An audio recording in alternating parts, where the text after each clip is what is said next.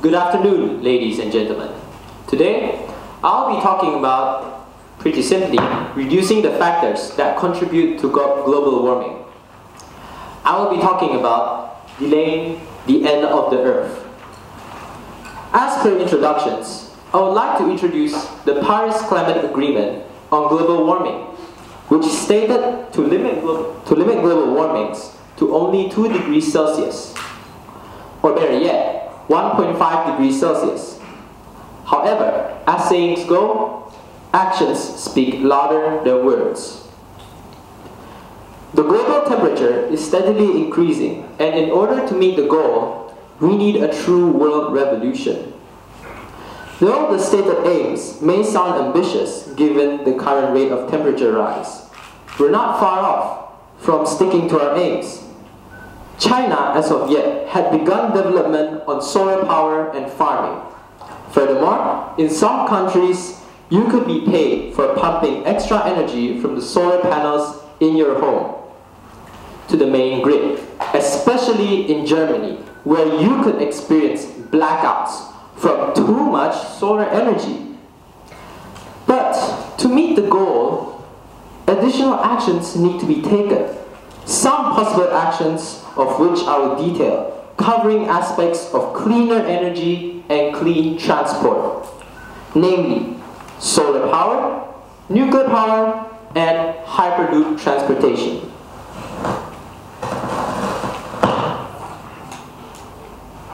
Solar power can come in many shapes, such as solar thermal energy and photovoltaics. In this context, I'll be focusing mainly on just photovoltaics. Solar panels generate current when the photon of a light hits said panels and is absorbed by electrons. Electrons then become excited and are free to move.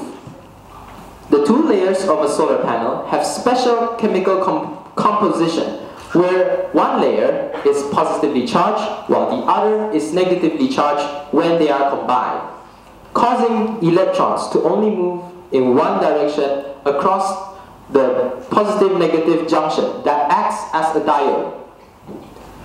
If a conductor is attached to both layers, such as a wire, for example, the electrons can move through it, and it will form a circuit similar to those common electrical circuits you can find at home. Aside from being eco-friendly, it generates power right where you need it, when you place it on your roofs. In contrast, power transmission lines could lose up to 30% more power by simply delivering the power to our homes. We put out megatons of carbon dioxide gas to produce power just so we could lose it when we distribute it. Our current solar power are mostly made of silicon compounds, or ITO, indium tin oxide, basically semiconductors. At best, it is approximately 20% efficient. So how can we improve it? One of the methods are to replace the silicon with silicon, specifically with silicon allotropes, such as the Si-24 with a cage-like structure. The Si-24 silicon allotrope is beneficial in the photovoltaics industry in such a way that it can excite more electrons when light hits it.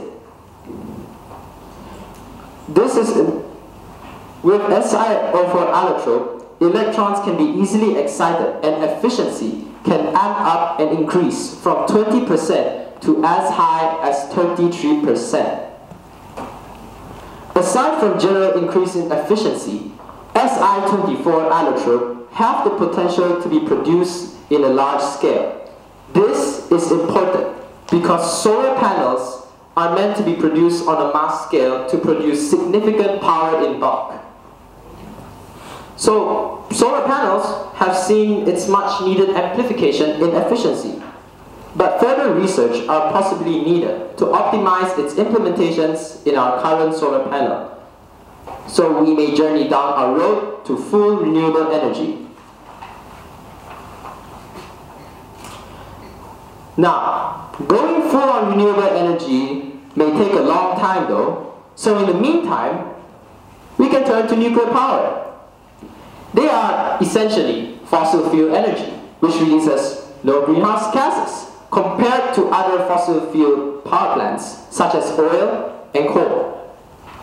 Although using natural gas is known to be the cleanest as it produces the least amount of carbon dioxide in contrast to oil and coal. But it is still known for its possible leakage of the methane gas contained within the natural gas during its extraction, which may sound little, but considering how methane can trap up to 100 more times heat than carbon dioxide will in a 5-year period, we may have to start considering these details. Hence, nuclear power. Although nuclear power is quite infamous for its many dangers, this is simply because its technology is considered old, since its innovation has stopped since the 1970s.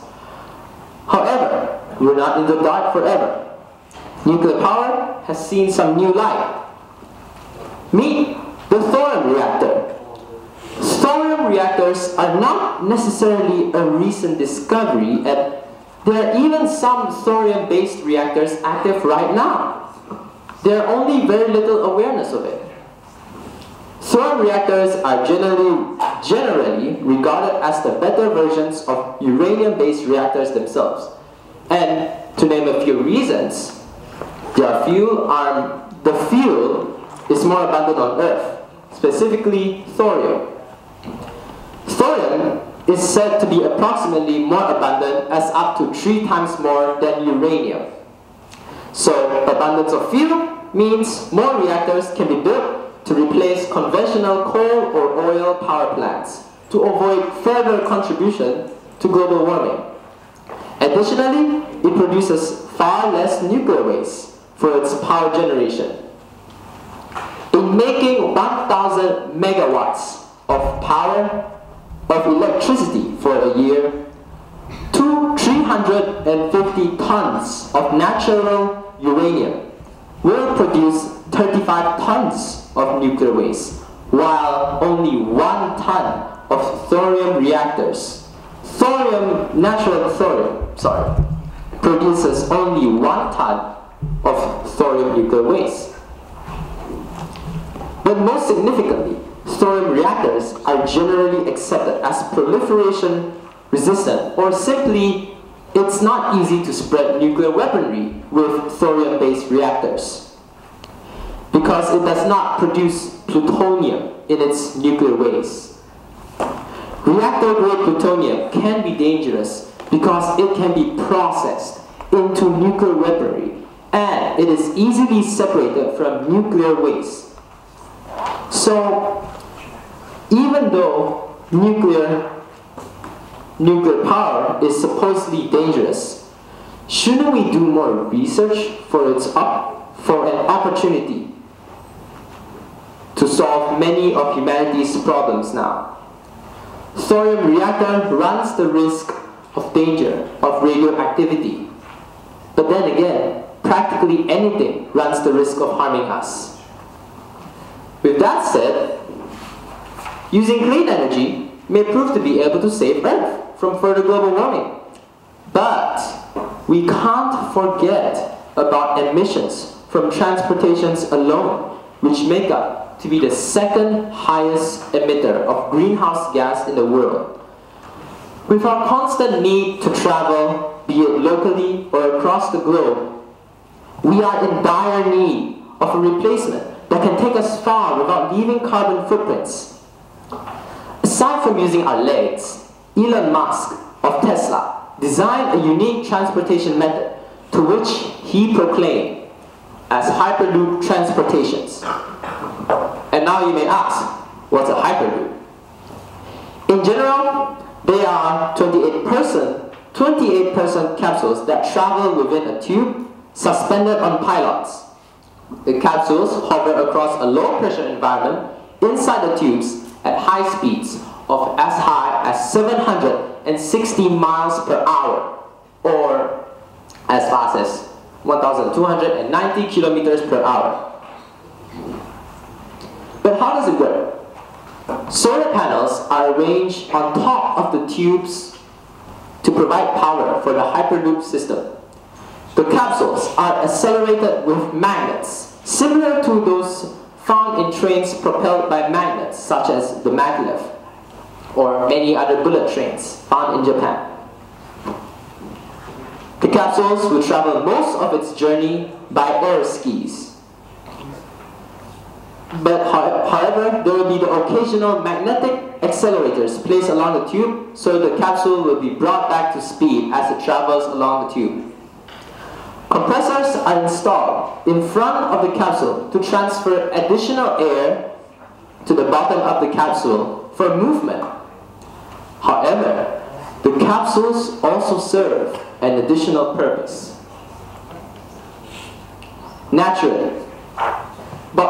Normally, bodies that travel within a tube will have a problem where if the walls of the body and the tubing is too close, there will be not enough air molecules allowed to move past the body. The capsule will then be forced to push the entire column of air as it travels, limiting its speed.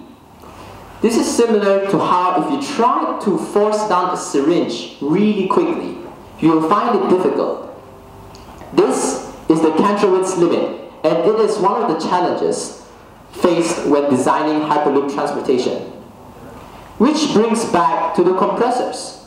The additional purpose they serve is to take in the air molecules in front of the capsule and move it backwards to relieve some of the pressure in front of the capsule and essentially reduce or remove the speed limit. As of now, Hyperloop transportation are being built to observe the validity of mass innovation. But let's say the test was a success. Why use Hyperloop? For one, it doesn't produce greenhouse gases. It is clean energy, and most of its energy is provided by its solar cells. But it's not only clean, it is also faster than bullet trains found across the globe. Additionally, it's also a cheaper and safer alternative to conventional railway systems. Because it's directed by AI, and considering that many train accidents are caused by human errors, the AI could direct them better. So as a conclusion, solar energy and nuclear power combines their strength for clean energy, while Elon Musk's Hyperloop transportation may be the key for a brighter futuristic transportation. With that, I end my speech. Talk.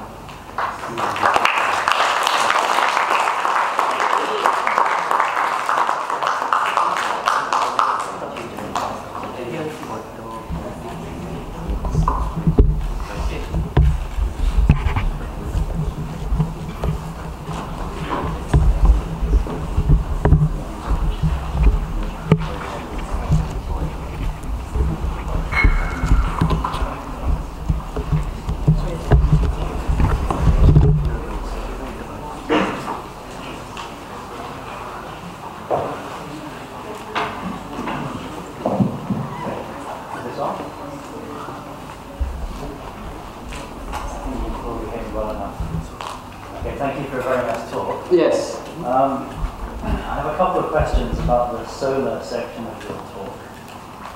You mentioned that two of the materials that we used in solar cells were silicon and indium tin oxide, or ITO. Yeah. I just wondered if you could tell me what the ITO was actually used for in the solar cell. What's its function in the actual device? Well, actually, ITO and silicon, they're both semiconductors. So, if anything, the ITO produces the current when light hits it. So it's basically silicon, and it makes the solar cell work. Okay. Yeah. So actually, it's the silicon is the thing that absorbs the light. The indium tin oxide is practically transparent and doesn't absorb any sunlight at all. some more uses of substrates to contact the other thing. Okay, moving on, I have another question, which is a bit more general. Is solar power really that green and environmentally friendly? You presented it as though it's sort of perfect. Are there any limitations and problems associated with solar energy usage? Okay, so it's limitation of usage. Well, as much as I would like to say it's really great, you can only really use it in certain areas where the sun shines the brightest, such as the equator or southwest of America. It's limited by where you can use it, and its efficiency is very dependent on the number of daylight hours you get. So, yeah. I agree. Okay, thanks. Good answer. Okay, so also I thought you gave a very good talk. Thank you. Well done. I'm going to ask a fairly general question, because I don't work in this field of physics myself. So I just want to comment on, if I can start off with a comment. Okay. So the comment would be to your audience. It's always you present three alternative forms of energy, which you argue might be good alternatives to what we have. But I would suggest maybe in future. It doesn't know, because I thought your talk was really good, but just if you want to advance it, to always set the problem a little bit better by actually maybe being a bit more dramatic about the existing forms of energy, and then ending off your introduction why these alternatives. So you can kind of shock the people with a few statistics of coal, fossil fuel burning, or something like that. That would be a comment. Okay, as a question, do you have any ideas as to which of these alternatives that you propose realistically would be suitable in Brunei, or would they all be, or would you use combinations of them? And within what time frame do you think they could be used? Okay.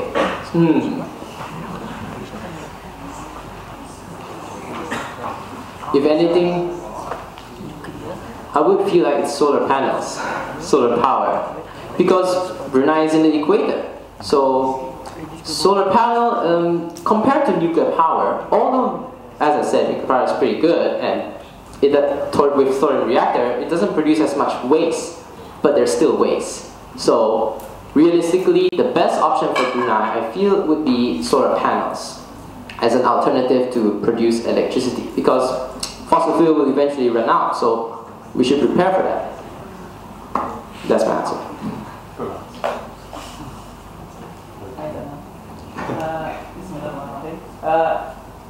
Teo, is it? Yes. Well done on your talk, especially the first one. Thank you. Since I'm a chemist, I feel like I should ask something related to chemistry. So you mentioned allotropes. Can you, like something simple? So can you explain what's an allotrope? Oh, okay. Let's use a common example. The graphite you see in your pencils, they're made of carbon. But the hardest substance in the world, diamond, is also made of carbon. So the carbon in our pencils, everyday use pencils, they're called graphene, where they're different because they're layers of carbons which are arranged, and in diamond they're all connected. Basically, they're different forms of the same thing, different arrangements of the same element. My other question was about the nuclear energy. Have you read up anything about the nuclear waste disposal? How are they actually being disposed of at the moment? Well, as of now, I only know the location, which is Yanaka Mount Yanaka Mountain. There's only one location. So what are they doing at the moment? Are they just dumping? They're just dumping. Do you think that's a good thing? no, it's not good for the environment, but other alternatives such as digging underground and storing it underground would work, but there's not much space to use, so as of now, it's the most reliable.